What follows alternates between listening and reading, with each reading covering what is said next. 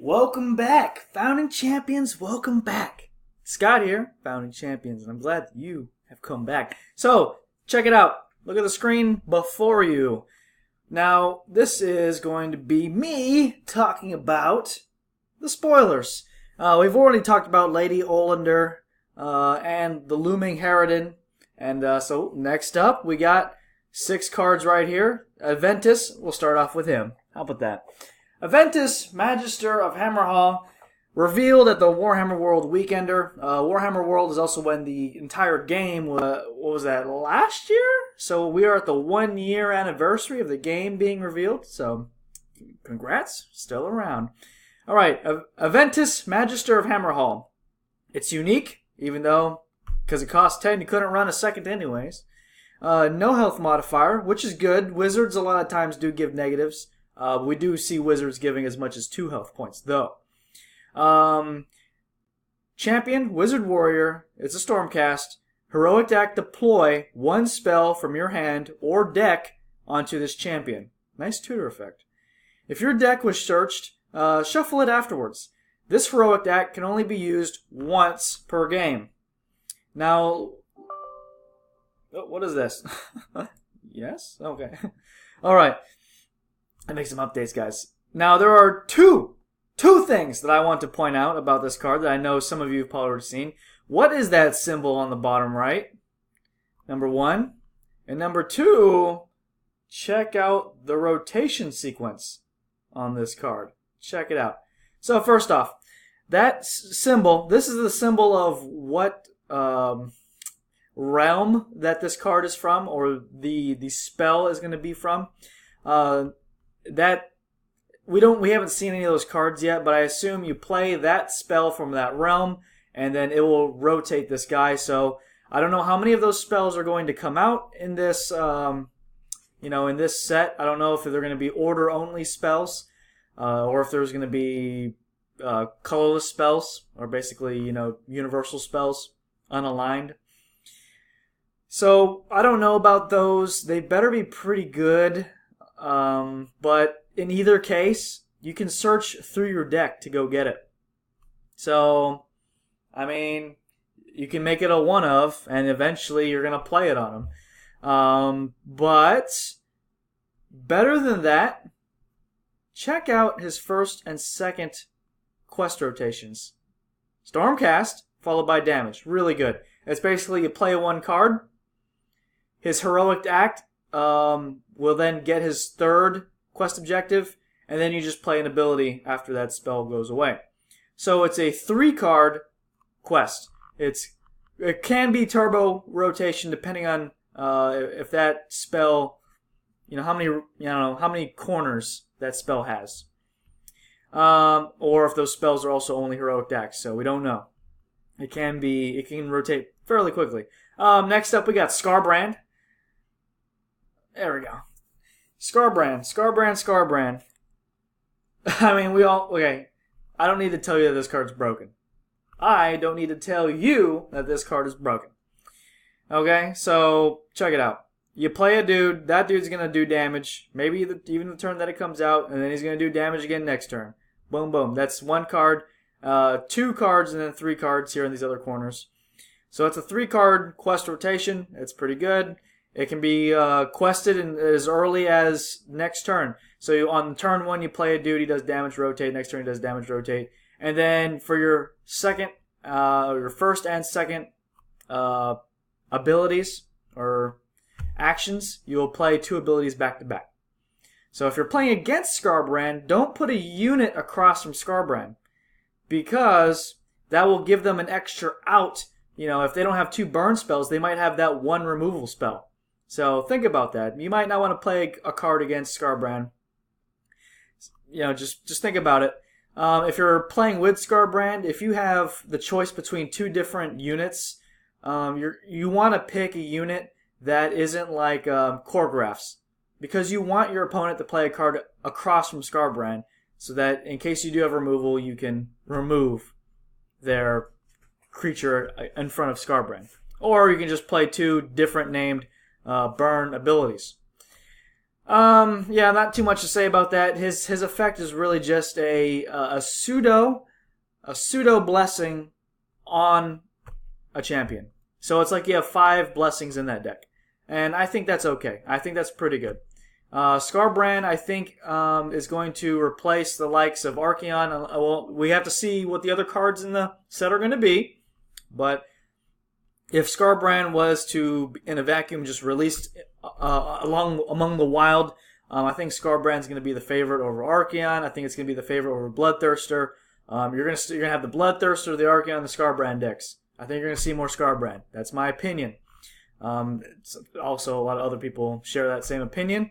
Even though I am many times a contrarian, I will have to agree with the masses on this one. Scarbrand is insane. Next up, there we go. There we go. There we go. There we go.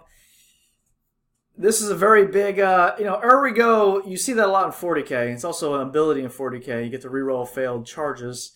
I don't know. I just thought I'd let you know that little known fact. It's a blessing. It does 5 damage right away. It's passive. Corner 1, damage to your opponent. Corners 2 and 3, highlighted champions cannot deploy spells. So you're going to stop them from playing spells in 3 lanes. That's okay. That's pretty good. If spells get better, this cards get better, obviously. Will you play this card over Smash and Bash, even though they both do 5 damage?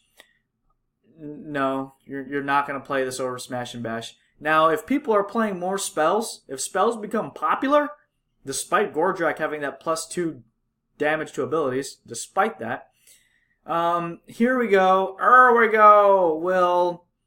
We'll see play. It will eventually see play. Right now, in the cards that we see, it's not. Now, this is a very well designed card. I give it an A+ rating for design. Same thing with Scarbrand and Aventus. All 3 of these get A+ ratings for design. In terms of competitiveness, Aventus, we got to see what else is going to come out. Scarbrand, he's competitive. There we go, not competitive. Next up, we've got Crushing Hordes. Remove the top unit of a highlight allied stack with support 2. To remove a highlight enemy unit or spell, any supporting units remain where they are. If you didn't know how this works, basically all the support units that are underneath the top unit will actually come back in standing. They won't have followed the rotation. So if you have, say, a stack level 1, you have a card. Stack level 2, you have, with support 1, you have just whatever stat card. You can have. There's a lot of stat cards out there. I don't know. Let's pull a card. Let me show you. If you didn't know how it works, and then your top card will leave play, right? Remove the top unit, so it's going to be removed. Trigger any remove effects if there is any, and then the card across in that opposing lane will get wrecked. Now you can choose any in the 3 lanes, so it doesn't have to be the stacking lane. The lane to your left and to your right can be the stacking lane, and then it would still kill the unit you're trying to get. But if you're in the if your stacking stack is in the far left, you're not going to be able to kill it in the far right. So just be mindful of that. I'm trying to pull this up so I can give you like the best real world scenario. Of course, unit and orc. Do orc stacking? Sure. Brute smashes. Yeah, brute smashes is on a second, right? So the bottom is whatever. Big Stabber Crew. Second, you have Brute Smashes, which has done its 4 damage. And then on the very top, you have a used up Orc Scrapers. You're on the last corner of Orc Scrapers. You kill off the top Orc Scrapers, and Brute Smashes comes back in. Now, it's not going to activate or anything like that, but when it rotates, then it will do its 2 damage. So it's just going to remove the top guy. So when this guy, I guess, re-enters play, he's not re-entering play. He's just being sort of, I don't know. He's becoming the top stack, I guess. I don't know what the terminology is on that. He won't do 2 damage. It'll do the damage after. So if Orc shield bashes a second, it's not going to do its 1 damage. Okay. But it will reduce those 2 damage on your opponent's turn. Okay, I've harped on that enough.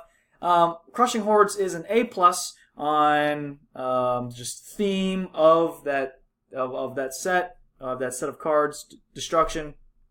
It is an A+ on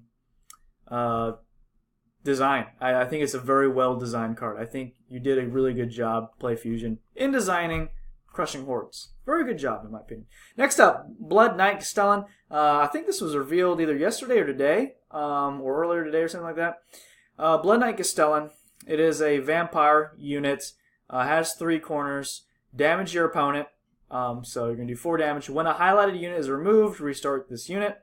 So basically, if people are removing each other's cards, and there's more removal in this set now, it will restart them. So this guy can continuously do 4.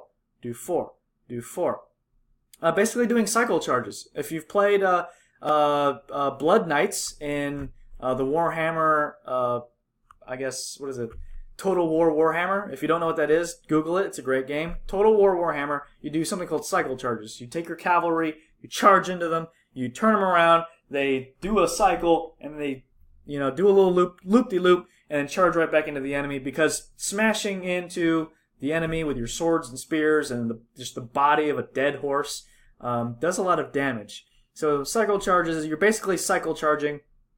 The issue with this card is that whatever champion it's on is probably not, I mean, depending on which champion is, because not every champion needs just multiple units. So he's probably not rotating. You're probably not questing that champion. So, or if your opponent keeps removing cards, he just keeps going to this corner, right back to square one, over and over and over again. So this guy just kind of sits there for a long time. So, and it does below average damage. Remember, average damage in this game right now is 5 damage. It's doing below average. So if you want to get this card above average, you have to be able to hit him for 8. And there's nothing in between. And 8 is more than average damage. 8 is well up above average damage. It's near double damage, actually. So, I mean, it's just, this card is extremely dependent on your deck. It's extremely dependent on certain scenarios. I think this card is going to be too hard to play with. I think it's just going to end up for a lot of awkward draws. There are going to be some insane, absolutely insane plays where this guy is just going to do 4, 8, 12, 16 damage and kill your opponent. I mean, you're going to see some insane plays, but also it's also bad multiples. If you play a second one after this, well, if you restart the first one, well, then the second one also restarts. It's just annoying. So you then have to, but I mean, then your second removal spell, once they both hit, is going to be even better because then they both restart. But you have to also hope that your opponent doesn't remove anything or it. So, again, A+ for design. In terms of flavor, not in terms of gameplay. In gameplay, I give it a C or a D-. I give it a D- in terms of gameplay design. In terms of flavor design, A+. A+ through the roof. Competitive? No, not at this time. It's not competitive at this time. Not in my most humblest opinion. I do like that it's a vampire, though. I do like that. Tactical formation. Tactical removal, right? Removal. You see liberators, and liberators almost all look the same. So, tactical removal. If you haven't seen some of the content that was already made on this card, definitely go check that out. If I remember to post links after making this video. I seem to forget half the stuff I do after I do a video. But this card, it's an ability. Anybody can use it. Wizards and normal guys.